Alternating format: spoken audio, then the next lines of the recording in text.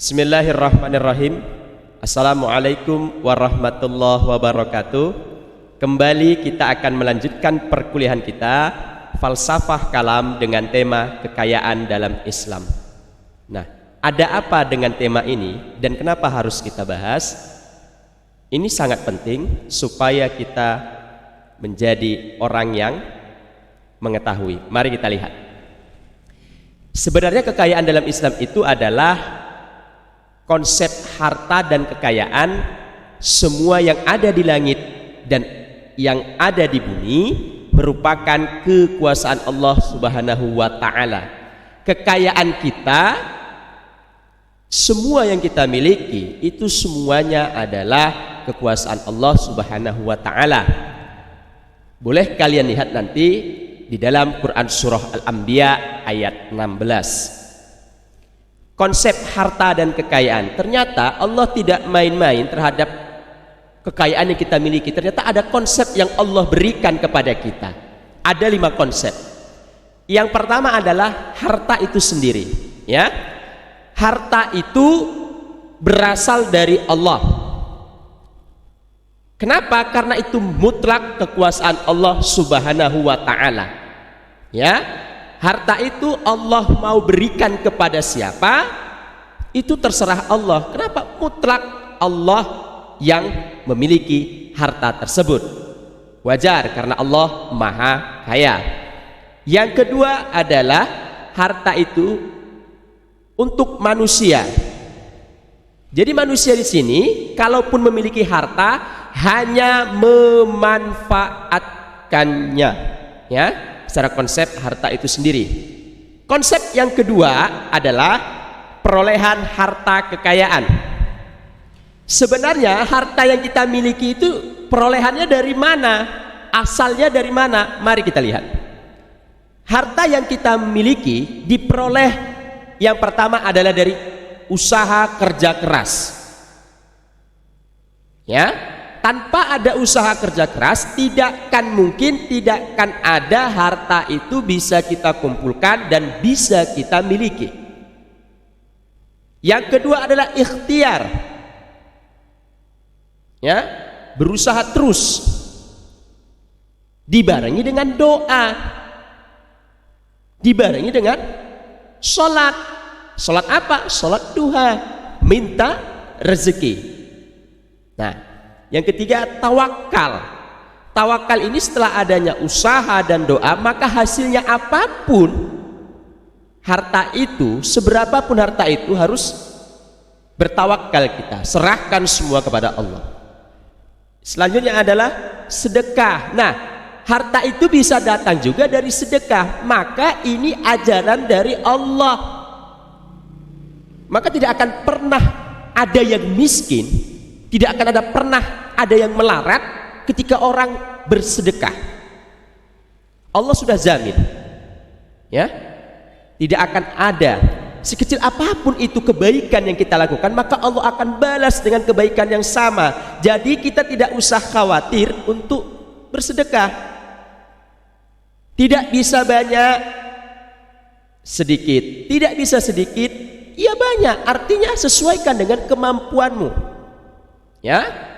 Kemudian selanjutnya adalah takwa. Takwa ini adalah kita melaksanakan perintah Allah dan menjauhi larangannya. Kalau ini sudah kita lakukan, maka Allah akan berikan itu.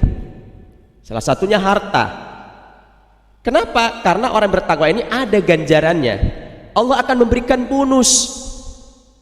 Kemudian rendah hati. Nah, jadi kita tetap menjadi rendah hati. Maka bisa kita rujuk dalam Quran Surah Al-Hajj ayat 50 terkait dengan perolehan harta kekayaan yang kita miliki. Konsep yang ketiga adalah penggunaan harta kekayaan. Udah ada harta, udah kita peroleh harta itu, terus bagaimana kita menggunakan harta yang sudah Allah berikan? Nah, pada intinya penggunaan harta kekayaan itu hanyalah digunakan untuk kebaikan, bukan untuk kebatilan, tetapi kebaikan. Kebaikan di situ terdapat di dalamnya adalah sesuai dengan perintah dan anjuran dari agama kita, yaitu memberi kepada fakir miskin,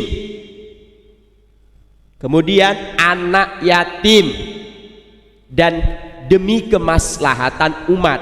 Jadi harta yang kita miliki itu kita peruntukkan kepada fakir miskin, anak yatim, dan kemaslahatan umat, bukan untuk kita sendiri. Agama kan sudah mengajarkan ada zakat, 2,5% dari harta kita ada hak orang lain. Jadi jangan pernah kita merasa ini punyaku, tidak. Kalau mati pun itu tidak dibawa, harus diingat, ya. Nah, kemudian yang keempat adalah pembatasan harta kekayaan. Harta kekayaan ini dibatasi apa penggunaannya, ada yang harus dilakukan dan mana yang tidak dilakukan. Kita lihat.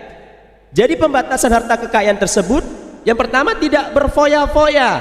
Harta yang kita miliki, yang Allah berikan itu adalah titipan, maka kita gunakan dengan sebaik-baiknya. Maka jangan Anda foya-foyakan, ya. Yang kedua apa? Tidak boros. Nah, tidak boleh boros, karena boros ini adalah temannya setan. Jadi harta itu sejatinya digunakan untuk kebaikan, bukan untuk berfoya-foya, bukan untuk berboros. Ini sangat yang tidak dianjurkan dalam agama kita. Tetapi kita bagaimana membuat itu menjadi lebih baik dan menjadi berkah. Maka dilihat dalam Quran surah Surat Toha ayat 81. Yang terakhir, ada ternyata resiko dari harta yang kita miliki.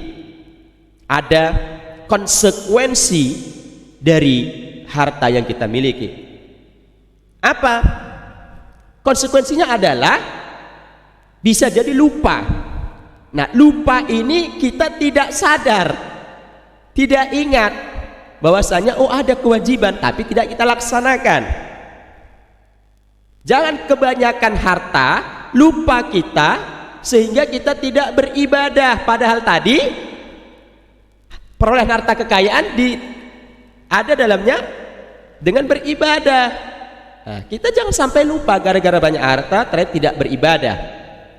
Kemudian yang kedua, lupa kita bersyukur. Setelah banyak harta tak pernah mau bersyukur, selalu merasa kurang. Inilah orang-orang yang lupa ibadah, lupa bersyukur.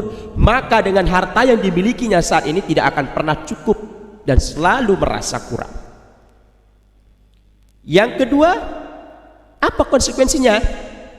Akan menjadi sombong bila mana dia tidak bisa memanfaatkan dan menjalankan amanah Allah dengan baik.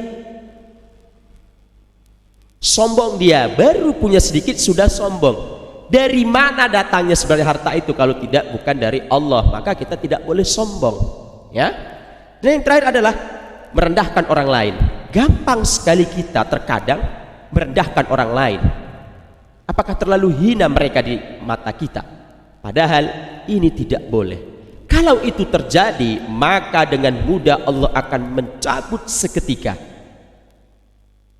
Jadi jangan kita merasa harta kekayaan yang kita miliki hari ini itu serta-merta kerja keras kita. Tidak.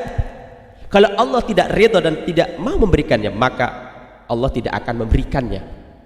Nah, Anda bisa lihat dalam Quran surah Al-Munafikun ayat 9. Di momentum bulan Ramadan kali ini, mari sama-sama kita mengingat kembali bahwasanya ada harta itu yang harus kita keluarkan haknya untuk orang lain.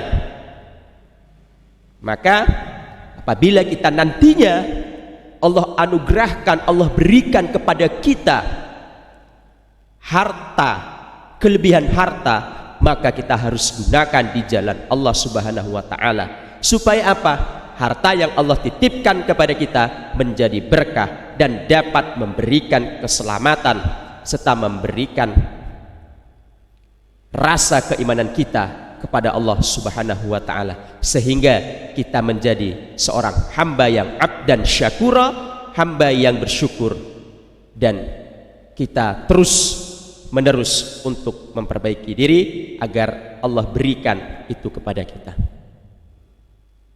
Ini saja yang dapat saya sampaikan. Mudah-mudahan memberikan manfaat, memberikan dorongan serta motivasi kepada kita untuk terus menjadi pribadi yang lebih baik lagi. Demikian yang dapat saya sampaikan. Terima kasih atas segala perhatian. Billahi taufik wal hidayah. Wassalamualaikum warahmatullahi wabarakatuh.